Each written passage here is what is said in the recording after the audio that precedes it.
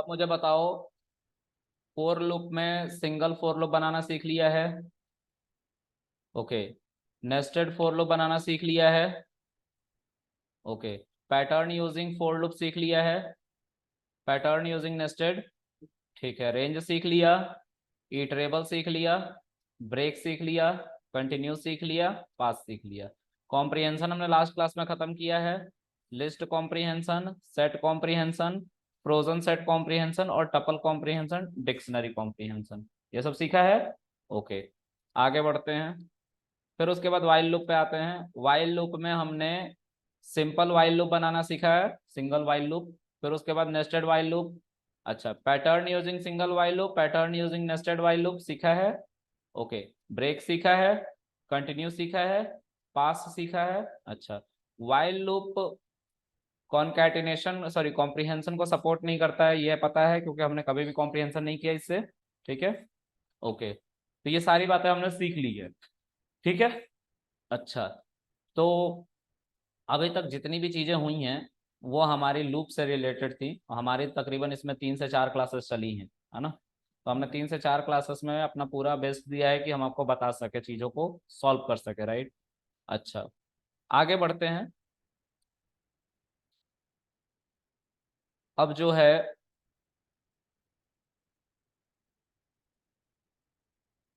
Okay, अब जो है हम रिकॉर्डिंग ऑन है सर। अब जो है हम पढ़ने वाले हैं फंक्शंस के बारे में। ठीक है।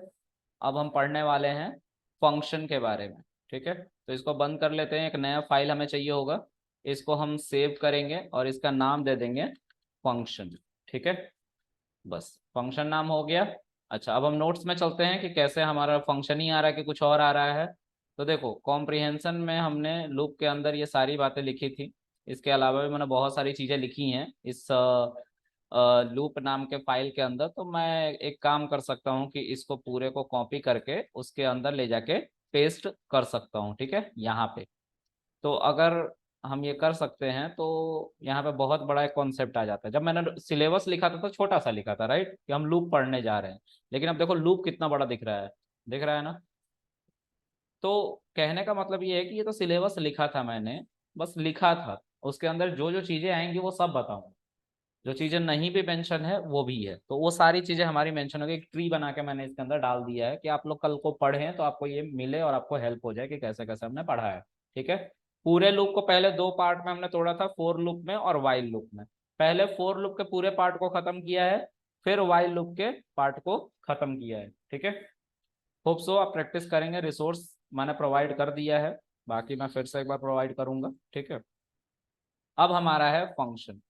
फंक्शन जो है, फंक्शन के अंदर भी बहुत सारी चीजें हैं। मैंने लिखा नहीं है सारी चीजें, बस ये लिखा है कि डेफ फंक्शन पढ़ेंगे, लैम्डा फंक्शन पढ़ेंगे, है ना। लेकिन इसके अंदर बहुत सारी चीजें हैं जो मुझे लिखनी है।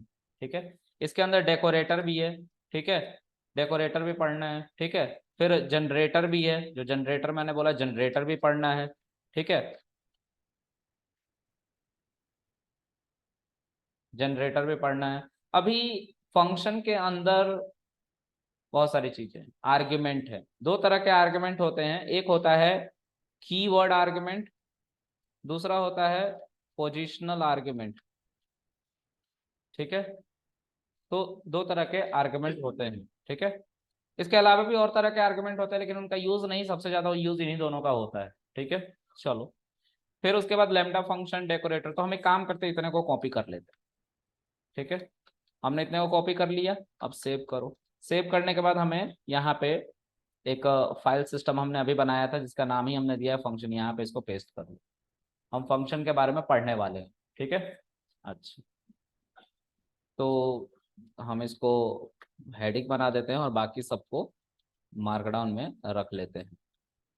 ठीक है, किसी को कोई दिक्कत तो नहीं है पुरानी चीजें समझने में? बता दो मुझे, कोई दिक्कत किसी को पुरानी चीजें समझने में? चलो, अब आगे बढ़ते हैं। फंक्शन के बारे में समझते हैं कि फंक्शन हम क्यों पढ़ रहे हैं। ठीक है, तो जैसे हमने लास्ट टाइम बात करी थी कि लूप की, लूप में जैसे हम 5 बार कोई चीज प्रिंट करना होता था तो हम कर लेते थे, 10 बार प्रिंट करना होता था तो कर लेते थे। सेम चीज, सेम थिंग। जैसे मैं लिखूं यहाँ पे प्रिंट हेलो वर्ल्ड, ठीक है, और इसको मैं शिफ्ट एंटर करूँ तो रन हो रहा है। अच्छा, फिर से इसको कॉपी करूँ और इसको 3 बार प्रिंट करना, शिफ्ट एंटर कर रहा हूँ, चल रहा है। अच्छा, फिर से आते हैं नीचे, शिफ्ट एंटर करूँ, चल रहा है। मतलब जितने बार स्टेटमेंट लिख रहा हूँ उतने बार चल रहा है। तो इसको टैकल करने के लिए कि बार बार ना लिखना पड़े, हमने क्या किया था, लूप चलाया। ठीक है, तो लूप क्या कहता था, लूप कहता था कि एक लूप चला लो, अब फोर चला लो या वाइल चला लो, आपकी मर्जी। मैं फोर से कर रहा हूँ, फॉर आई इन रेंज, और इसमें हम 5 लिख के इसके अंदर जैसे ही हम यहाँ पे कॉलन देते हैं और एंटर करते हैं तो ये बाय डिफॉल्ट एक स्पेस ले लेता है, वो इंडेंटेड इसका ब्लॉक है इसलिए लेता है। जब भी ये कॉलन आता है मतलब समझ लो कि इंडेंटेड ब्लॉक स्टार्ट होगा। ठीक है। अच्छा, अब यहाँ पे इसको कॉपी करो और रन करो, देखो 5 टाइम प्रिंट हो रहा है। लेकिन दिक्कत अभी भी थी, दिक्कत अभी भी रिपीटेशंस की थी। रिपीटेशंस की दिक्कत क्यों थी, थोड़ा समझते हैं। मान लो कि मैंने यहाँ पे फिर से लिखा प्रिंट आई एम कृष्णा, ठीक है, और उसके अगले सेल में फिर से इसी लूप को चलाने की जरूरत पड़ी तो फिर से हमें 2 लाइन का कोड लिखना पड़ेगा ना, लिखना पड़ेगा। और फिर ये 5 बार हेलो वर्ल्ड प्रिंट करेगा। फिर कल को इसके अंदर कुछ और लिख दिया, लेट से आई एम AI ट्रेनर, है ना, और चलाया और फिर से हेलो वर्ल्ड की जरूरत पड़ी 5 बार तो इसको फिर से लिखना पड़ेगा। ठीक है, लिखना पड़ रहा है। और दिक्कत तो तब हो जाएगी जब हमें कहीं पे 5 बार लिखना पड़ेगा, कहीं पे 3 बार लिखना पड़ेगा, कहीं पे 2 बार लिखना पड़ेगा, तब ज्यादा दिक्कत हो जाएगी क्योंकि हमें बार बार रेंज भी बदलना पड़ेगा। क्लियर है इतनी बात। तो ये हमें बार बार लिखना पड़ा, ना चाहते हुए भी मैंने 3 बार अगर इस फाइल में इस हेलो वर्ल्ड को 5 बार प्रिंट कराया है तो 6 लाइन के कोड लिखे हैं, 2 2 4 2 6। अब अगर ये 6 लाइन के कोड हैं तो आखिर इंटरप्रेटर भी तो 6 लाइन पढ़ेगा, है ना।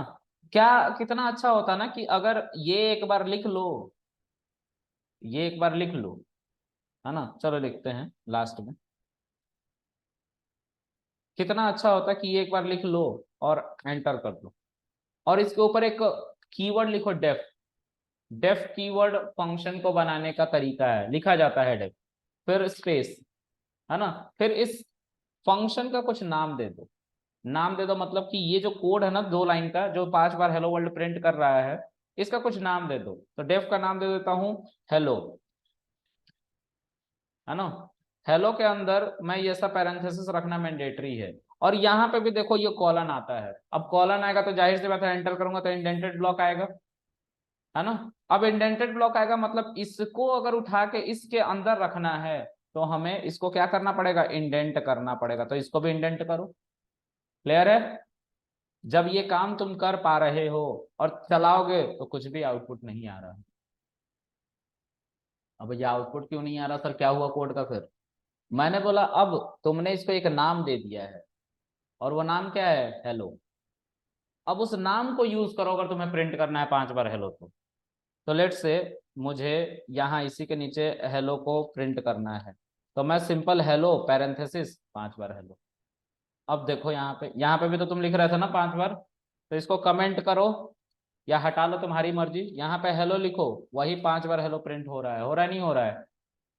पहले ये नहीं होता, अगर कमेंट कर देते शिफ्ट एंटर कर देते तो कुछ नहीं हो रहा है। लेकिन अगर तुमने हेलो पैरेंथेसिस लिख दिया, एक सेकंड, हेलो पैरेंथेसिस लिख दिया 5 बार हेलो, ठीक है। अब यहाँ पे भी हेलो पैरेंथेसिस लिख दिया 5 बार हेलो, कोई दिक्कत। अब आसान है ना, 2 लाइन का कोड लिख के उसका एक नाम दे दो और उस नाम को अब यूज करो। आसान है, हमें बार बार नहीं लिखना पड़ रहा है। दिक्कत अभी भी,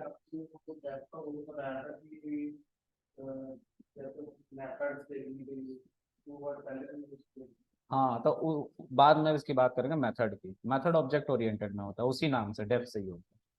ठीक है, आगे चल के बात करेंगे। अभी ये समझ में आया जो मैंने किया कि हमें जो 2 लाइन के कोड लिखने पड़ रहे थे बेवजह के, अब वो नहीं लिखने पड़ रहे। अब उसको एक बार हमने लिख दिया है ऊपर में और कहीं पे भी उसके बाद वाले लाइन से हम यूज कर सकते हैं। याद रखना हमेशा, अभी जो मैंने बोला उसको एज इट इज याद रखना।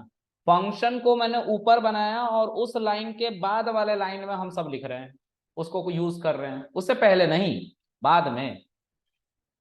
ठीक है, मतलब जब भी तुम्हें अगर फंक्शन बनाने का मौका मिले तो फंक्शन सबसे ऊपर में बनेगा फाइल के, और उसको कॉल जब भी करना होगा बाद में करोगे कॉल, यानी कि हेलो पैरेंथेसिस कॉल करना इसको कहते हैं, तो ये बाद में कॉल कर रहे हो।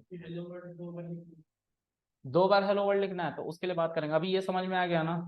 तो फंक्शन हमेशा याद रखना तुम्हारे फाइल का सबसे ऊपर लिखा होना चाहिए, लिखा लिखा हूं यहाँ पे, और उसके बाद इसको यूज कर रहा हूँ, पहले नहीं यूज कर रहा हूँ। पहले अगर यूज करूंगा तो यहाँ पे तो चल जाएगा, लेकिन बाकी और सब फाइल्स हैं पाइथन की जो सपोर्ट करता है पाइथन को, वहां नहीं करेगा सपोर्ट। इसीलिए फंक्शन को पहले बनाना, बाद में कॉल करना, फिर उसके बाद यहाँ पे जरूरत है तो यहाँ पे कॉल करना, फिर उसके बाद जरूरत है तो यहाँ पे कॉल करना, ऐसे कॉल करते रहना। ठीक है, ये आसान था। अब कुछ चीजें और है जो समझेंगे इसके बारे में, आर्ग्यूमेंट। ठीक है, तो फंक्शन हम कुछ बनाते हैं पहले, फिर हम आर्ग्यूमेंट के बारे में समझेंगे। हम कुछ और फंक्शन बनाना चाहते हैं, तो एक और फंक्शन बनाओ, डेफ नाम से ही बनेगा। डेफ पे मान लो कि पहले तुम कोई कोड लिखो, देखो फंक्शन बनाना बहुत आसान है। क्या फंक्शन करता है, तो पहले मान लो कि मुझे एक पैटर्न बनाना, पैटर्न बनाना सिखाया था अभी, जो पहले पढ़ा रखा उसी से ही अटैच्ड है सब। तो एक फोर लूप से पैटर्न बनाता हूं, देखो फॉर आई इन रेंज, और यहाँ पे लिखता हूँ 5। ठीक है, ये मैंने बहुत बार बनाया है। ठीक है, फॉर जे इन रेंज, और इसको लिखा है 5। फिर उसके बाद हमने लिखा है स्टार एंड, और फिर यहाँ पे लाइन चेंज। ठीक है, लेकिन ये एक बॉक्स बना के दे रहा है हमें, ऐसा पैटर्न या कैसा भी पैटर्न तुम्हारी मर्जी, तुम जैसा लिखना चाहो वैसा लिखो। मैं इसको कुछ ऐसा पैटर्न बनाना चाहता था। क्लियर है, लेकिन इस पैटर्न को मुझे बार बार यूज लिखना लिखना पड़ेगा अगर यूज करना है, ये बहुत हेक्टिक टास्क है। ठीक है, अगर मुझे कुछ लाइन के बाद फिर से यही वाला चाहिए तो मुझे फिर से लिखना पड़ेगा, मतलब 8 लाइन हो गए ना, फिर से लिखना पड़ेगा, अगर फिर से चाहिए तो बार बार लिखना पड़ रहा है। कितना अच्छा होना अगर इसका एक नाम हो जाए जो सबसे पहली बार आपने लिखा था। हाँ, तो यहाँ पे आप इसका नाम दोगे डेफ करके, और इसका नाम जो भी देना चाहते हो पैटर्न लिख दो। जो तुमने वेरिएबल बनाने के नियम कानून पढ़ रखे हैं, क्या नियम कानून थे? पहला नियम ये था कि वेरिएबल का नाम नंबर से स्टार्ट नहीं होगा, तो पैटर्न के नाम के आगे देखो मैंने नंबर स्टार्ट नहीं किया है। क्लियर है? दूसरा क्या था? हाँ, तीसरा क्या था? दूसरा था रीडेबल होना चाहिए, तो रीडेबल तीसरे नंबर पे आता था क्योंकि वो इंपॉर्टेंस नहीं रखता इतनी। दूसरे नंबर पे था कि हमारे वेरिएबल के नाम के बीच में कोई स्पेशल कैरेक्टर शुरू में, आखिर में, बीच में कहीं पे भी नहीं आना चाहिए। कोई स्पेशल कैरेक्टर है इसमें? किसको छोड़ के? अंडरस्कोर को छोड़ के। अंडरस्कोर यूज कर सकते हैं, ठीक है, अंडरस्कोर को छोड़ के। और तीसरा था जो मैंडेटरी नहीं था लेकिन इंडस्ट्री डिमांड करती है, जो रीडेबल वेरिएबल बनना होना चाहिए, इसलिए पैटर्न लिखा है, इसको हम पढ़ सकते हैं। लेकिन क्या आप इसको पढ़ सकते हो क्या? पता नहीं क्या लिखा हुआ है, इसको पढ़ सकते हो? नहीं पढ़ सकते, नहीं रीडेबल नहीं है। ये भी वेरिएबल है लेकिन रीडेबल नहीं है। तो फंक्शन का नाम वो सारे नाम हो सकते हैं जो वेरिएबल के नोमेनक्लेचर को डिफाइन करते थे, जिसके नियम कानून बताए थे मैंने, कि नंबर नहीं से स्टार्ट नहीं होना चाहिए, बाद में आ सकता है नंबर, स्टार्ट नहीं होना चाहिए। उसी तरह से स्पेशल कैरेक्टर नहीं यूज होना चाहिए सिवाय अंडरस्कोर के। और तीसरा था रीडेबल रखना, जिससे किसी को बताने में आसानी हो, भाई पैटर्न नाम का फंक्शन बनाया है। ठीक है, अब पैटर्न के नाम के फंक्शन के आगे ये पैरेंथेसिस आ रहा है, मतलब जो भी वेरिएबल का नाम लिखोगे उसके आगे ये पैरेंथेसिस आएगा। ठीक है, फिर आपको कॉलन लगाना पड़ता है। अब कॉलन लगाओगे तो इसका इंडेंटेड ब्लॉक होगा। इंडेंटेड ब्लॉक का मतलब कि ये पूरे के पूरे जितने कोड तुमने लिख रखे हैं इसको एज इट इज एक स्टेप आगे भेज दो, एक टैब आगे भेज दो सबको। ठीक है, अब जब आप ये कर रहे थे तो आप ये सोच रहे होंगे कि सर इसको हम करेंगे कैसे एक जैसे, जैसा आपने किया। तो इस सबको सेलेक्ट कर लो। सेलेक्ट क्या करोगे, यहाँ पे कर्सर ले जाओ, शिफ्ट को प्रेस करो और डाउन एरो को दबाने लग जाओ। सेलेक्ट हो गए। अब टैब को प्रेस कर दो। क्लियर है। और वापस करना है तो कंट्रोल शिफ्ट टैब को प्रेस कर दो। एक सेकेंड।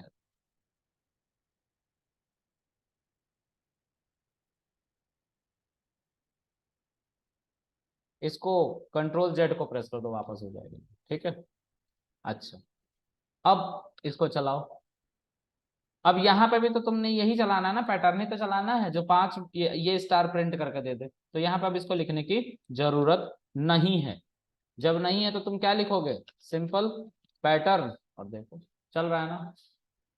यहाँ पे भी तुम्हें ये लिखने की जरूरत नहीं है। तुम डिलीट मारना चाहो मारो, नहीं मारना चाहो मत मारो, कमेंट दे देना और लिखना है यहाँ पे पैटर्न पैरेंथेसिस। आसान था ये। कुछ नहीं करना था, हमें कोड तो वही लिखने पड़े जो पहले थे, बस ऊपर में क्या लिखना पड़ गया है, इतनी बात। यही है फंक्शन। ठीक है। और फंक्शन हमेशा ऊपर में डिफाइन होता है। और फंक्शन के अंदर जो कुछ भी आएगा फंक्शन के इंडेंटेड ब्लॉक में होगा। इंडेंटेड ब्लॉक इस स्पेसिंग को ही कह रहा हूं मैं। ठीक है। चलो आगे देखते हैं। अब